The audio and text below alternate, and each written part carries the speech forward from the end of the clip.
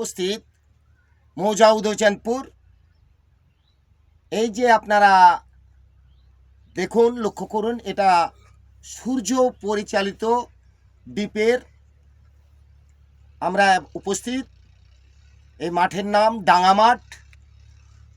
আমাদের বর্তমান সরকার চাষিদের চাষের উন্নতির জন্য সূর্য পরিচালিত একটি নয়, তিনটি দ্বীপ আমাদের এই মাঠের এরিয়ায় দিয়েছে।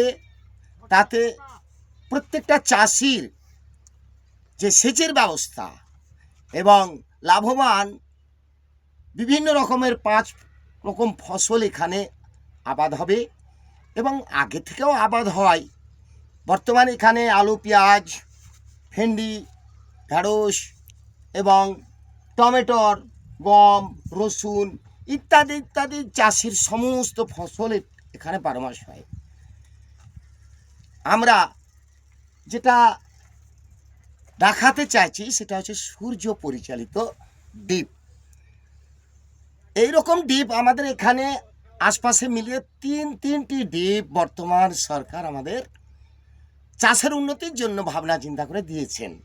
তাতে এই উদয়চাঁদপুর এবং লক্ষ্মীমপুরের মিডিলে যে হাকিমের বাড়ি, এটাই হচ্ছে মেন ঠিকানা, সেখানে আমরা উপস্থিত।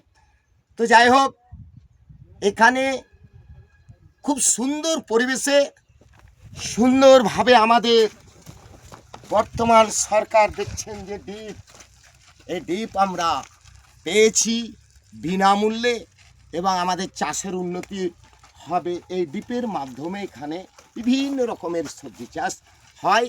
আপনারা ভালো লাগলে লাইক, শেয়ার, ফলো করবেন। আমি মোহাম্মদ ইয়ার আলী, বাড়ি লক্ষ্মীমপুর, পোস্ট অফিস জীবন্তী, থানা কান্দি, জেলা মুর্শিদাবাদ। ফি আমানিল্লাহ, জাযাকাল্লাহ খায়ের। সকলকে আদাব, সালাম, নমস্কার জানিয়ে আমি শেষ করলাম।